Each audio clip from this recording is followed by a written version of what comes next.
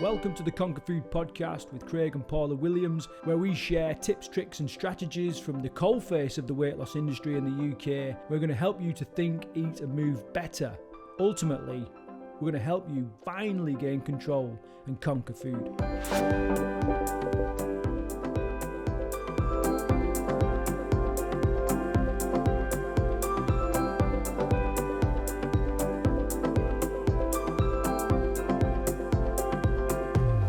Right, you chunky monkeys.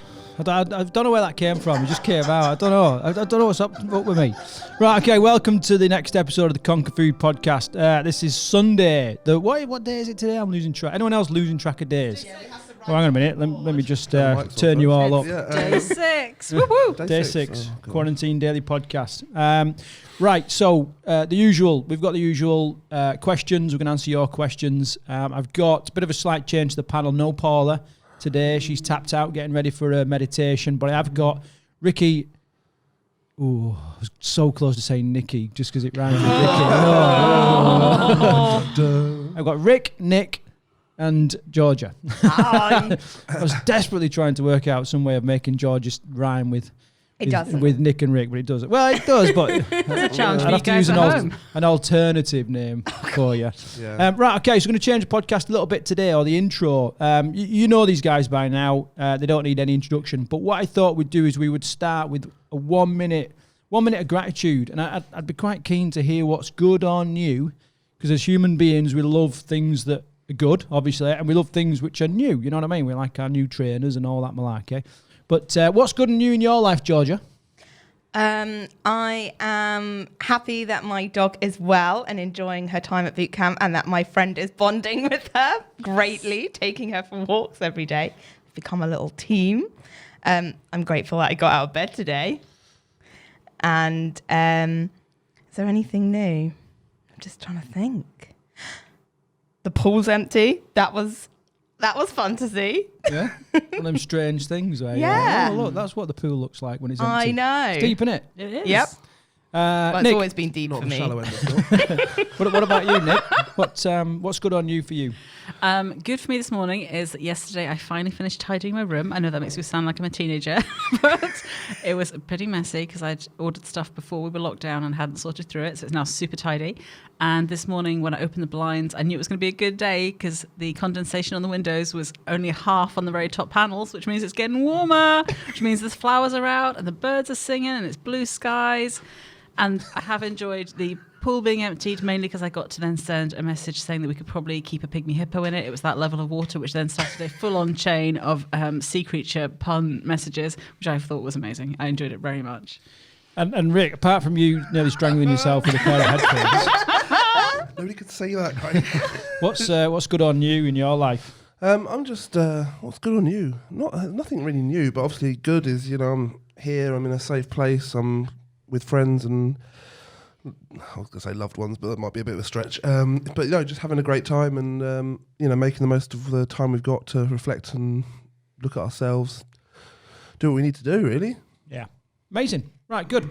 We're going to get straight into the questions then. I've got one question from Alex. It's a little bit long one, 3 main parts, but there's a couple of things that we're going to pull out of it, no doubt.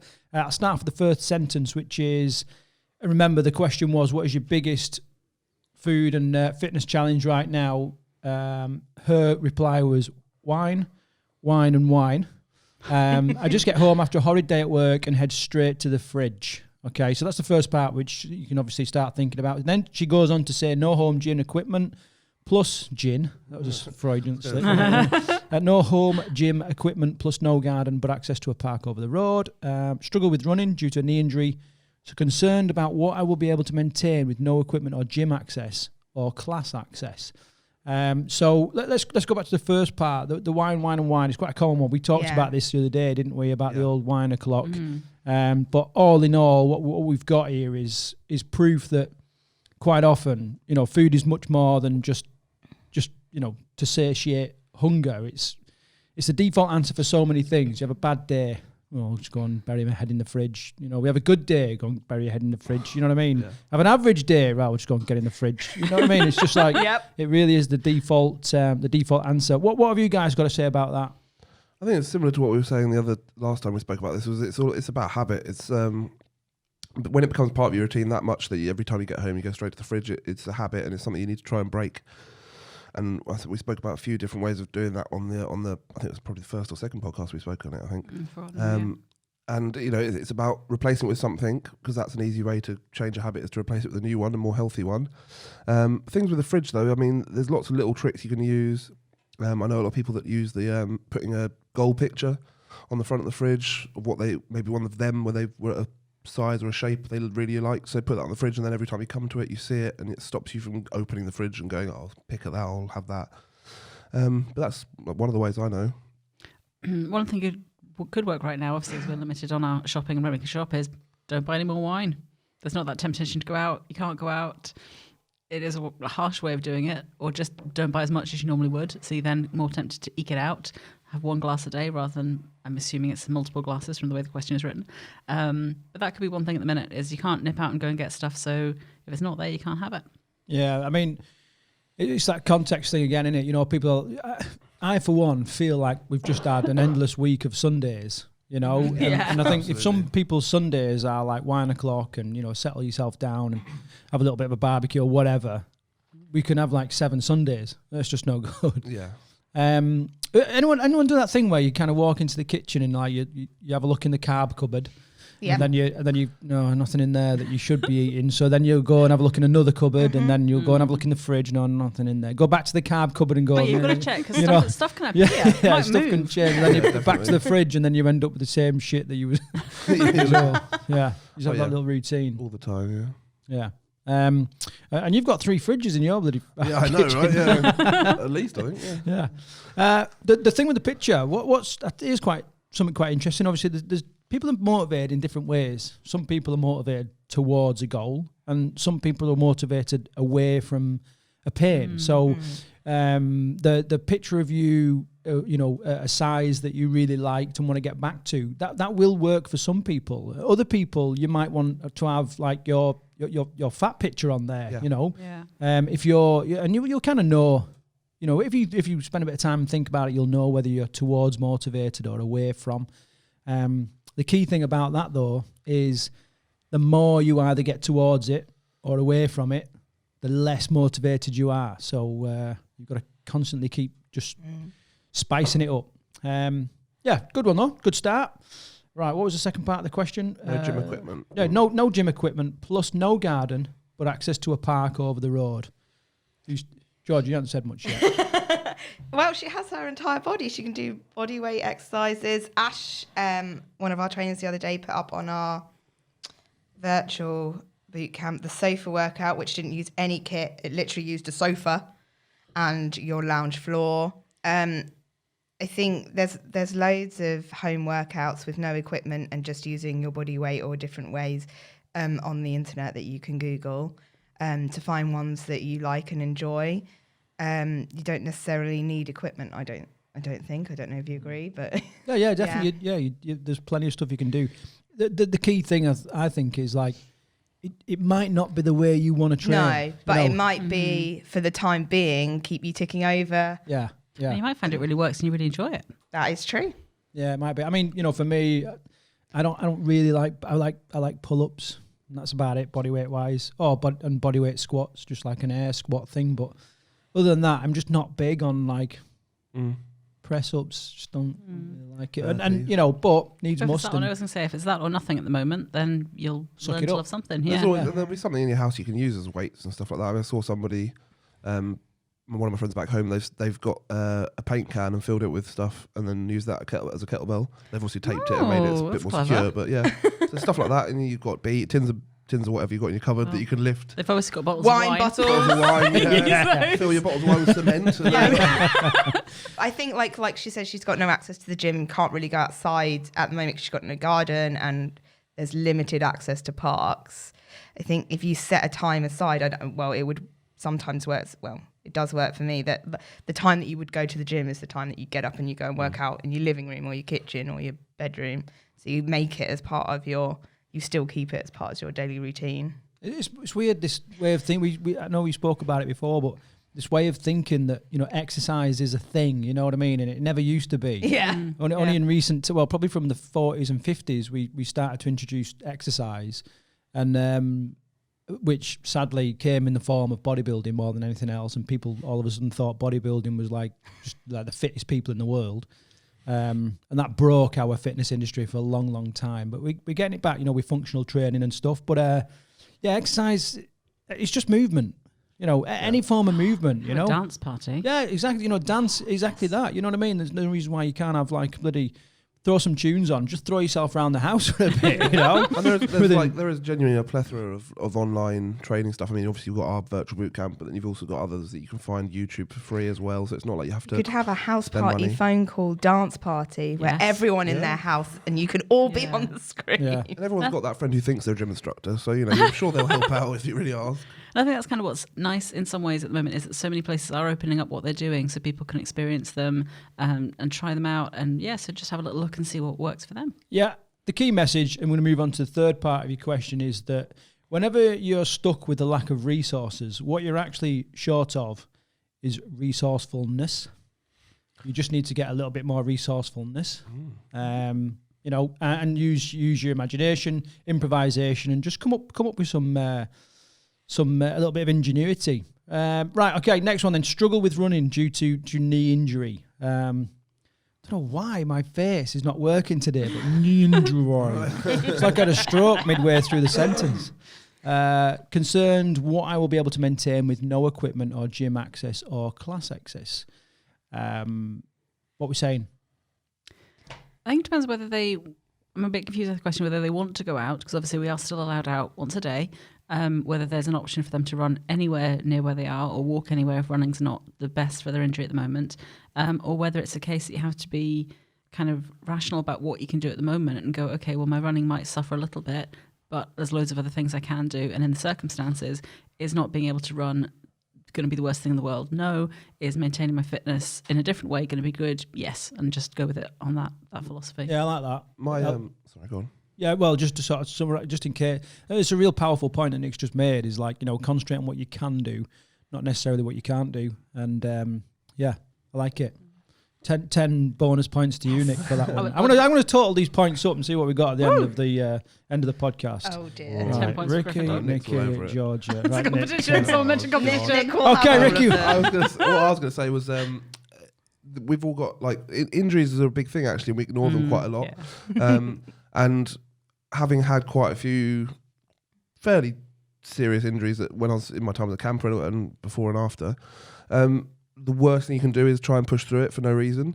So we've got a real good chance right now actually to go, I can rest this injury. So take that time and then maybe focus more on your food. Take a bit of time to go, right, let me analyse another part of my health and fitness world that I can maybe focus on instead of the working out, because there's a little thing there that I need to actually rest. I need to do the proper rehab for that. I'm sure if it's a knee injury that you've probably seen a physio or somebody that has told you what maybe the actual issue is and how to work on it and fix it. So do those things, focus on that, and then focus on your food maybe more, or focus on your mindset, your health, mental health more, do some meditation, stuff like that. Amazing. Right, 10 points to you there, Rick. However, I'm going to deduct 15 points for turning up like a Polish rapper. Oh, come on. Yeah, no, that's the rules, mate. Don't hate the game. Blanket gets away with it. We're going to come on to the pink blanket. No, that is a good point, though. You know, there are a plethora of other stuff that you can be looking at and can be doing. There really is. You know, it's that classic thing where we feel we should be doing exercise because we get immediate feedback from it. You know, we can feel the sweat on our brow and the heart pumping in our chest, but actually the real results are going to happen in the kitchen. And so, you know, really, really concentrate on that, and maybe some light stretching, whatever you can manage. And, you know, work on your rehab and use this as an opportunity to get fit for when the doors are open and we're all released. 3, 2, 1, go, get back to life. Georgia, you're on -5 for not saying anything for the whole of the podcast. I know. It's not looking good for you, Georgia. It never does. You have to step it up. Right, okay. Next part of the question was, in fact, I think we've nailed that one, haven't we? Hopefully that will answer your question. Right, next one then. So, here it is. This is from Alison. Boredom. Not wanting to feel like I'm on a diet.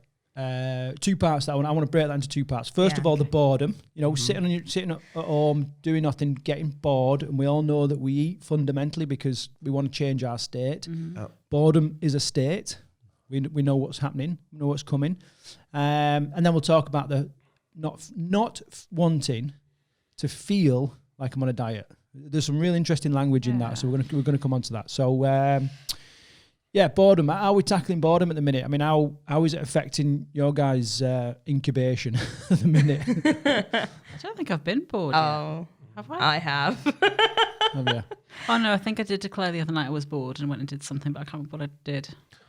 Probably something helpful. I lay on the what do you call it? The snug floor and 3 balloons in the air. Just the insight to George's mind there. Interesting. I think boredom's it's a really weird one. There is obviously that saying that only boring people get bored, which I do think has an element of truth to it. But I think we've all had that thing where we're like, well, I'm really bored because there's nothing here to stimulate me directly. Yeah, in you front have to of go my and face. find it. Exactly. So that's what it is. It's about going and finding something to distract your mind. Trying something new is always a good one, especially right now. Like I say, we've got so much freedom and time in one way. Obviously, mentally, we've got all that. I know that physically we are kind of constrained a little bit, but we've also got this amazing thing that we've got called the internet, which opens up the world to us from behind a computer screen or a phone. So, like, look for something new. Look for something you've always thought about getting interested in. Maybe there's something you want to do after quarantine's broken, where you, like, I don't know, maybe you've thought about doing animal conservation. Maybe you've thought about reading or doing a new degree. Something. Yeah, well, we've got a friend who's gone home and decided that all this time that we're going to be in quarantine, she's signing up to a degree and she's going to finally do her degree. Yeah.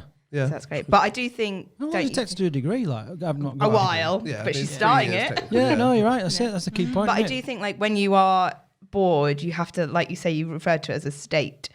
You have to change that state to start looking for it. Because I know when I'm bored, I'm like, nothing will entertain me at all. So we were talking about changing our state the other day, like having a shower. You learned about Buddhist claps. Oh That yeah. was interesting. Move along. So I think, like, yeah, you need to change your state and then go and look for it rather than be like in that bored mentality, because you're going to avoid everything. You're going to resist everything new because you're like, nothing will help me here. Yeah, I think it can be a few things. Like I think one of the days this week, I remember thinking, whatever we were meant to be having for dinner, I was like, oh, it'd be nice if we could have that with it, or that would be another ingredient. And normally, obviously, you just jump in the car and you'd go and get it. And obviously, that's not an option now. So part of me was like, oh, what can I do instead? What can I find? So it was about looking at what do you have available? What can you go and do? Everyone, well, most people, let's be honest, have board games and jigsaw puzzles in the back of a cupboard that sit till Christmas. Dig some of those out. Like Rick says, there's loads of museums and theatres and loads of places which are releasing stuff online which you normally wouldn't have access to. So it's almost a perfect time to have a little look at that, find something different. Or one thing I quite like is to get other people to suggest what you should do, because they'll probably pick something you wouldn't. Like, even if it's as simple as we're going to watch something on TV, you pick a documentary you think we'll like and see if everyone likes it, and then discuss it. But I've got a slightly different take on the boredom. Yeah. You guys know I've got some pretty radical ideas about certain stuff.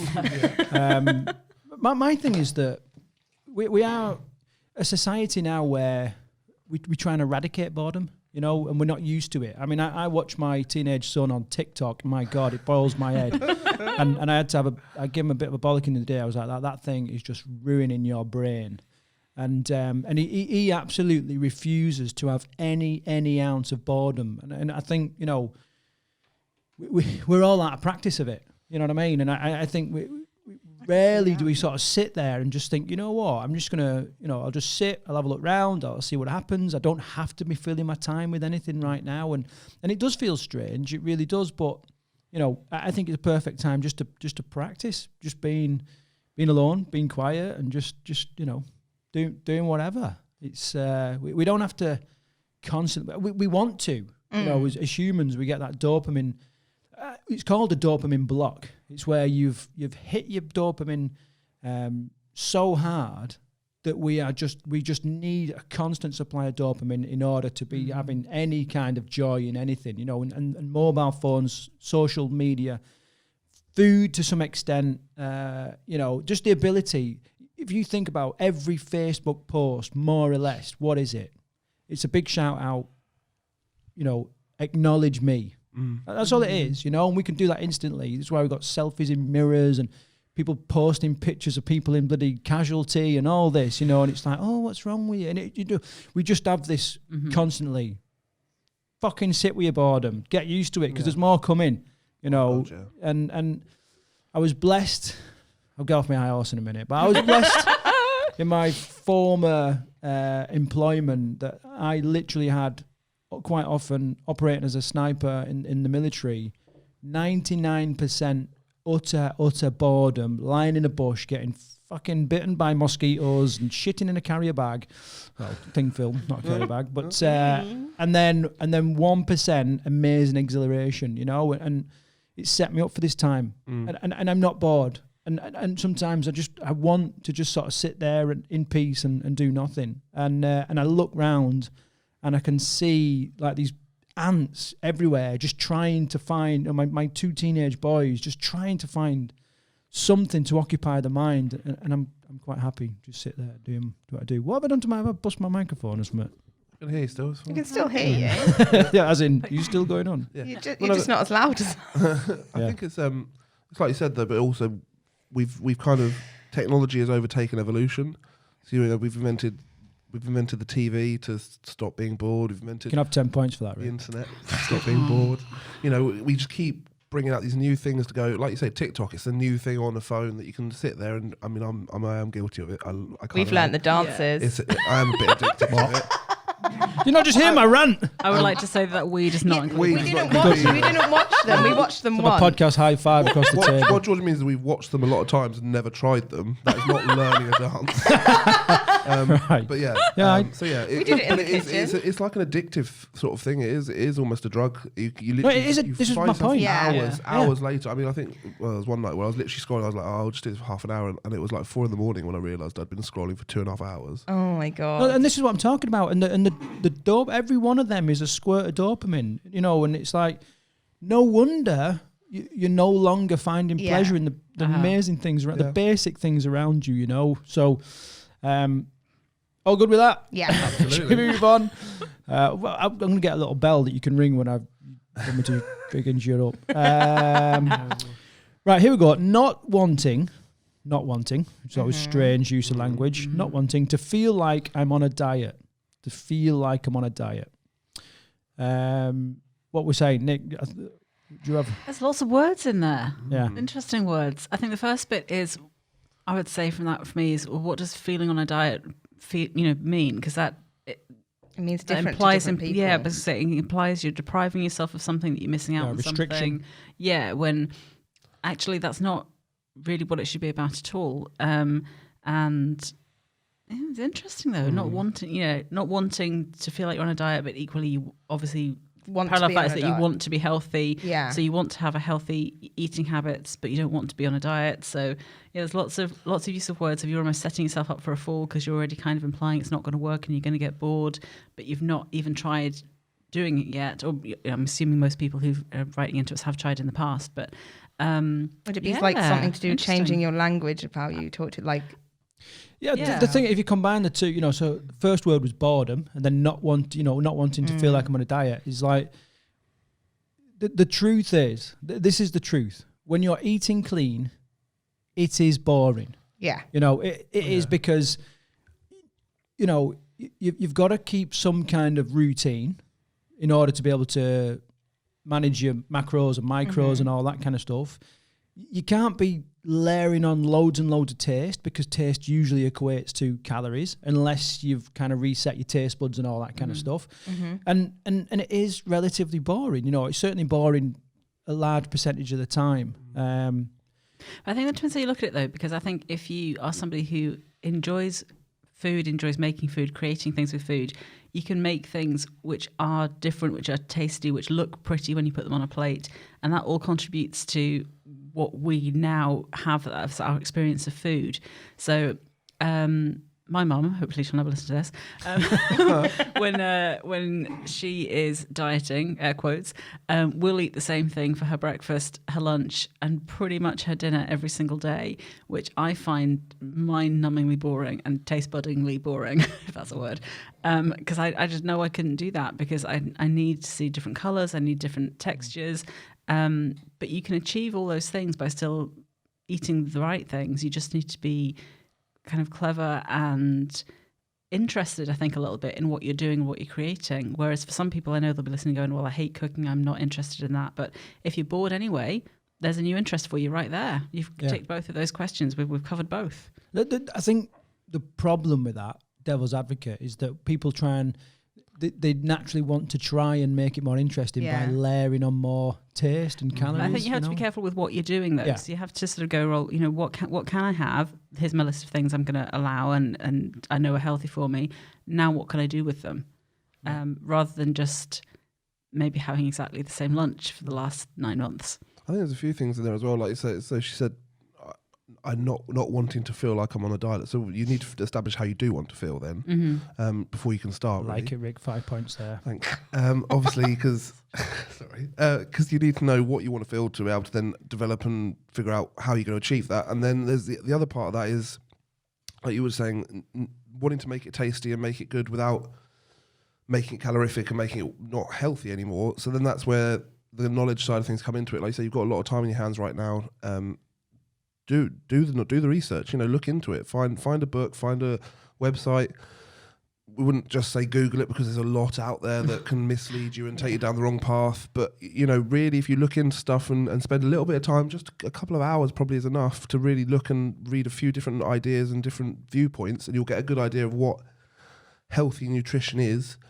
I know you'd be able to recommend a lot more books and stuff than I would, Craigo. So maybe that was something we could throw out there. But then also the other thing, I think, trying to read between the lines and sort of the underlayers here, I think there's probably a massive element of comparison in there. I think she's probably they're looking at a lot of different people, a lot of different maybe Instagrams or other people who are healthy in their eyes. There were some air quotes there so you couldn't see, obviously, from the podcast. And that's going to be massively detrimental to your progress on your weight loss. If you're comparing yourself to other people all the time, you're never going to find what works happy, for you, to be really. honest. Yeah, because we know, I'm going to use the quote, comparison obviously is the thief of joy, as we all know. And that is, it's true though. You so I thought you were going for extra points. Yeah, that's what we... I'm not sounded like you're proper being like points for Gryffindor. That is something, points for Gryffindor. No, but that's true. And it is 100% true. Yeah, we always find the more you compare yourself to others, the sadder you'll become. And the definitely. We've all done it. Yeah, absolutely. It's the whole celebrity idea, isn't it?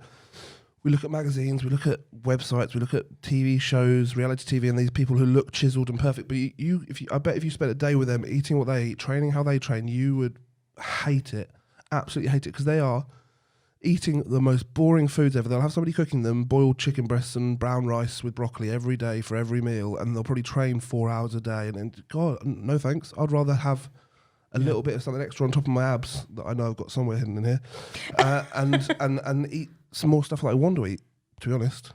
Yeah. What was I going to say something then. I was caught up in your quote. I was loving your quote. Thanks. I'm going to give you 7.5. 7.5 point. The lads are running away with these points. I know.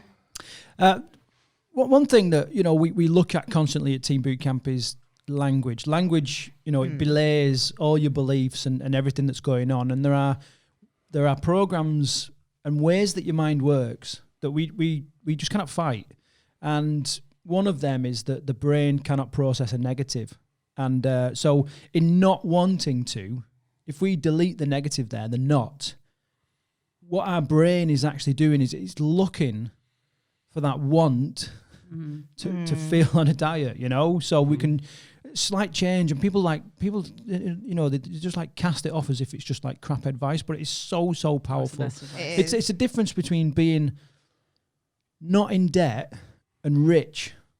You know what I mean? Yeah. It just, and do you want to not be in debt? I mean, what does that mean? Like you've got a penny in the black. End of the month, yeah. Or do you want to be rich? You know what I mean? An abundance, So, definitely have a little think about the language there. Right. So Oh, we've come to the end already. Would you believe it? The We've done music's 2 back. questions. Yeah, music's back. Right, I'm going to total up the scores. So, Georgie, you got -5. Yeah. You barely said anything. I need you to step it up in the next episode tomorrow, right? So, come on, I'm looking at you. Nick, you got a solid 10 points there for your Thanks. input. I got 2 high fives. So Yeah, there and was one something there. You said podcast 2. high. You said There's 2. a lot of numbers there, Craig, under my name. Right, so you got a 10, then a -15, then another 10, so that's 5, 10, 17.5 for you, Rick. Well The done, gents Ricky, have well smashed done. it. You did a real good job, little buddy. Right, Georgia, Yes. closing words today, please. Again? Yes, we have said nothing. I have said things. They've just been very succinct. Go on in, what you got, quickly. Closing words. Go out there, have fun, use this time wisely. Use this time wisely. George, you're going to have -5 for those closing words. Oh.